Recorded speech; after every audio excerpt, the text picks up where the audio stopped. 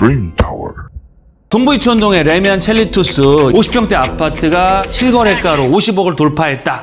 용산이다 라고 말씀을, 투자 금액이 크시거나 실거주 차원에서는 재건축이나 리모델링 이슈가 있는 지역, 내가 확실한 재개발을 투자하시겠다 라고 하면 한남 뉴타운이나 재개발이 확정된 지역, 아니면 내가 소액으로 접근하면서 좀 중장기적으로 보셔야겠다라고 하시는 분들은 신속 통합 계획이 확정된 지역이나 예정 지역, 용산 민족공원, 용산 국제업무단지, 서울 역세권 개발이 서울역 북부 역세권 개발 사업이 드디어 확정이 됐고요. 용산 국제업무단지는 서울을 대표한 랜드마크로 개발될 지역이기 때문에 국제업무단지가 위치를 하고 있습니다. 서울 북부 역세권 개발 리모델링이나 재건축에 호재가 있는 지역 중심으로 해서 한남동 최고의 부촌으로 개발될 예정, 원효로 1, 2, 3, 4가 라인, 이태원동 라인. 드림타워에서는 매주 금요일, 토요일 특강을 진행을 하고 있습니다. 미래 가치가 높은 매물들을 받아보실 수 있는 드림타워 특강은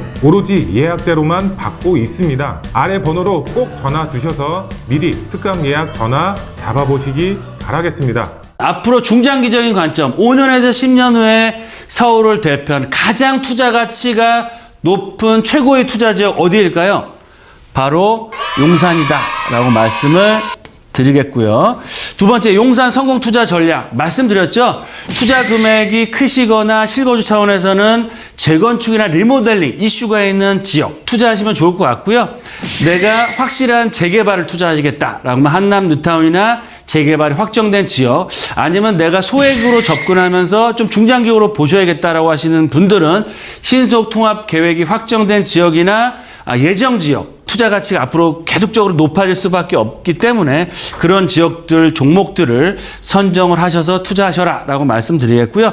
세 번째, 마지막으로 용산이 말씀드린 것처럼 지역도 넓고 투자 종목 특징들이 굉장히 다양합니다. 그런 특징들, 지역들은 저희와 함께 말씀 나누시면서 본인의 투자 금액, 투자 성향에 맞춰서 꼼꼼하게 비교해서 투자하셨을 때는 앞으로 용산의 그런 큰 부가가치와 용산의 부촌의 소유자가 집중이 될 수 있는 그런 기회를 잡을 수 있다. 용산 평당 1억 시대가 개막이 됐습니다. 용산이 드디어 랜드마크로서 개발을 시작한다. 언제부터? 올해, 지금부터 시작한다라고 보시면 좋을 것 같습니다. 랜드마크로 개발을 되면 시세가 어떻게 될까요? 시세는 앞으로 급등할 수밖에 없고요.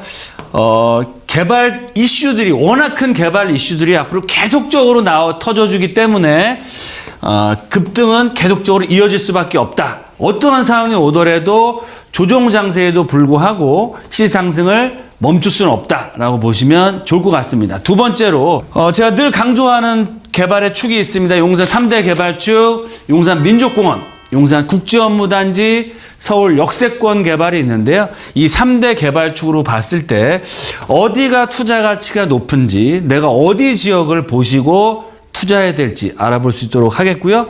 마지막으로, 그럼 용산 앞으로 성공할 수밖에 없는 투자 전략을 제가 말씀드릴 수 있도록 하겠습니다. 용산이 랜드마크로 개발이 됩니다. 단순히 재개발, 재건축을 통해서 슬럼화된 단독 다가구 주택이 아파트로 바뀌는 것이 아니고요. 정말 서울을 대표하는 용산 전체가 다 바뀔 만한 큰 개발 이슈들이 올해부터 본격적으로 시작된다. 시세 급등을 준비를 하고 있다라고 보시면 좋겠습니다. 첫 번째로 서울역 북부 역세권 개발 사업이 드디어 확정이 됐고요. 한화그룹에서 무려 2조 가까운 금액을 투자를 해서 사업이 본궤도에 올랐습니다. 최고 층수 38층 높이의 랜드마크로서 개발될 예정입니다. 지금은 서울역 가보시면 아직까지는 낙후가 많이 되어 있습니다. 하지만 앞으로 3, 4년, 4, 5년 후에는 도심권을 대표하는 강남의 마이스 센터와 규모가 더 크면서 상업 업무타, 주거시설은 하나도 들어오지 않습니다. 마이스 센터와 상업 업무 컨벤션, 호텔들이 들어오기 때문에 그만큼 서울 역세권과 향후에 교통 신안산 GTX 노선의 개통에 발 맞춰서 정말 도심을 대표하는 랜드마크로서 개발될 예정이다라고 보시면 좋을 것 같고요. 두 번째로 최근에 말이 많죠. 용산 민족공원 이슈들 또 국제업무단지 주택을 많이 지어야 된다 이런 얘기들이 많이 나오고 있는데요. 오세훈 시장이 분명히 말씀을 하고 계십니다. 용산 국제업무단지는 서울을 대표한 랜드마크로 개발될 지역이기 때문에 단순한 주거단지로 개발하는 것이 아니고 상업 업무를 중심으로 한 서울의 랜드마크로서 개발할 예정이고요. 경부속 고속도로 지하화 거의 확정이 됐죠. 용산의 중심으로서 국제 업무단지로서 개발을 하겠다라고 했고요. 밑그림은 다 준비가 돼 있고 발표만을 앞두고 있다. 마지막으로 정부가 주도하는 우리나라의 센트럴파크로 할 수 있는 용산 민족공원 고온 조성 계획들이 진행이 되고 있습니다. 서울을 대표하는 100만 평 가까운 서울을 대표하는 랜드마크로서 개발이 된다. 어디가? 용산이 그렇게 된다라고 보시면 좋겠습니다. 그럼 두 번째로 3대 개발축으로 본 투자 가치를 알아보셔야 될 것 같은데요. 용산 개발 이슈 첫 번째 국제업무단지가 있겠고요. 두 번째 서울 북부 역세권 개발 사업, 세 번째 마지막으로 용산 민족공원이 있습니다. 첫 번째로 국제업무단지 바로 용산역 뒤편에 국제업무단지가 위치를 하고 있습니다. 특징은 상업 업무시설과 신분당선 또 GTX 신안산선이 들어올 예정이기 때문에 교통과 상업 업무타운으로서 개발될 예정이다라고 보시면 좋을 것 같고요. 가장 큰 수혜를 얻는 지역은 바로 한강 대로변, 한강변 그리고 서부 이천동 바로 배우 주거단지라고 할 수 있는 원효로 1가, 2가, 3가, 4가라고 할 수 있습니다.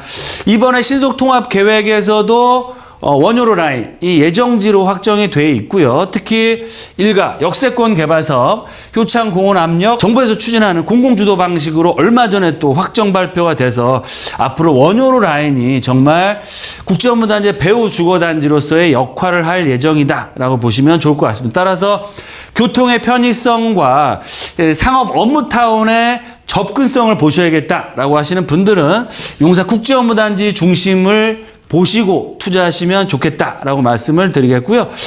두 번째로는 서울 북부 역세권 개발 사업입니다. 바로 경부선을 타고 숙대, 다음이 서울 역세권입니다. 서울 역세권 주변 지역에 지금 펜스를 많이 쳐놨는데요. 그만큼 주변의 상업 업무시설들이 개발을 준비하고 있고요. 앞서 말씀드린 2조가 가까운 금액으로 서울을 대표하는 도심권을 대표하는 마이센터가 개발될 예정입니다. 거기에 서계동 이번에 또 신속통합 계획으로 청파동 일가 라인이 또 확정이 되어 있습니다. 후암동도 개발에 속도를 내고 있기 때문에 서울역 세권 주변 지역으로는 교통의 편의성을 보시고 투자하셔라라고 보시면 좋을 것 같고요. 마지막 세 번째 용산 민족공원 지역이 넓습니다. 후암동 해방촌, 보광동, 동부이촌동 또 한강 대로변을 통해서 이 지역 전체가 다 수혜 지역이라고 할 수 있겠는데요. 그 중에서 용산 민족공원의 조망이 가능하면서 자체적인 개발이 될 수 있는 아니면 재건축이나 재개발, 리모델링이 될 수 있는 지역들이 가장 큰 호재 지역으로서 떠오를 수밖에 없다라고 보시면 좋겠습니다. 그러면 세 번째로 용산 성공 투자 전략 뭘까요? 세 가지 포인트로 말씀드리겠는데요. 첫 번째, 자금이 좀 역력하시고 실거주 차원에서 접근을 해야겠다, 투자를 해야겠다라고 하시는 분들은 재건축이나 리모델링이 추진되는 지역들, 단지를 주목하셔라라고 말씀드리겠고요. 도원, 삼성, 레미안 리모델링 사업들, 원효로에 있는 산호아파트, 서부 이천동, 또 동부 이천동의 한가람으로 대표되는 리모델링과 한강맨션으로 대표되는 재건축 사업들, 또 청화아파트, 신동아파트들도 재건축 사업들을 추진할 예정이기 때문에 이런 리모델링이나 재건축의 호재가 있는 지역 중심으로 해서 투자의 종목을 좀 선정해 보시면 좋을 것 같고요. 두 번째, 기존 아파트는 어디가 좋을까요? 용산이 아직까지는 아파트가 많지 않습니다. 따라서 남영 역세권에 있는 캠프킨 부지 접근성이 좋은 문배지구 저평가되어 있고요. 효창공원 역세권에 있는 신축 아파트들도 상당히 저평가되어 있으면서 향후 후암동 역세권 개발 사업의 후광효과를 얻는 그런 단지 또한 기존 아파트로서 저평가되어 있다라고 말씀을 드리겠습니다. 마지막으로 재개발 또는 재개발이 될 수 있는 예정지 투자는 한남동, 다들 아시는 것처럼 한남 뉴타운 최고의 부촌으로 개발될 예정이고요. 말씀드린 서계 청파동 라인, 원효로 1, 2, 3, 4가 라인, 또한 이태원동 라인 또한 앞으로 용산을 대표하는 랜드마크로서 개발될 지역이다라고 보시면 좋겠습니다. 아파트 거래량이 급감을 하고 있습니다. 시장 상황의 그 눈치 보기 장세가 계속되고 있고요. 금리 상승이나 대출 규제 또 다음 달에 있을 대선을 보고 투자를 판단하자라는 그런 관망 장세가 이어지고 있습니다.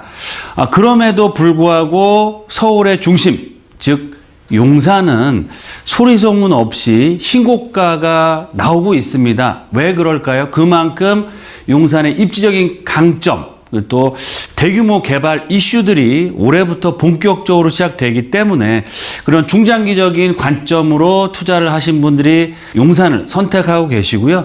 그만큼 용산의 미래 가치는 굉장히 크고 확실하다라고 보시면 좋을 것 같습니다. 따라서 오늘은 제가 용산이 드디어 강남과 더불어서 평당 1억 시대를 개막을 했고요. 이런 1억이 돌파되는 아파트들이 나옴에 따라서 주변 부동산 시장에 어떻게 영향을 미치고 우리가 투자 금액 또 투자 전략에 따라 어떤 지역과 종목을 공략해야 하는지 알아볼 수 있도록 하겠습니다. 용산 평당 1억 시대 개막, 이곳에 투자하라 라는 내용을 준비를 했습니다. 먼저 보도자료 뉴스를 좀 살펴드리겠습니다. 드디어 용산도 평당 1억을 돌파하는 단지들이 나오기 시작했습니다. 그만큼 용산의 입지 가치가 주목을 받고 투자자들의 선택을 받고 있다라고 보시면 좋을 것 같습니다. 동부이촌동의 레미안 첼리투스 입주한 지 한 6, 7년 된 아파트인데요. 50평대 아파트가 실거래가로 50억을 돌파했다라는 내용이 나오고 있습니다. 서울 주택 매수세가 주춤한 가운데도 불구하고 용산권역의 입지가 좋은 한강변의 고가 아파트들이 신고가를 기록하고 있다라고 보시면 좋을 것 같고요.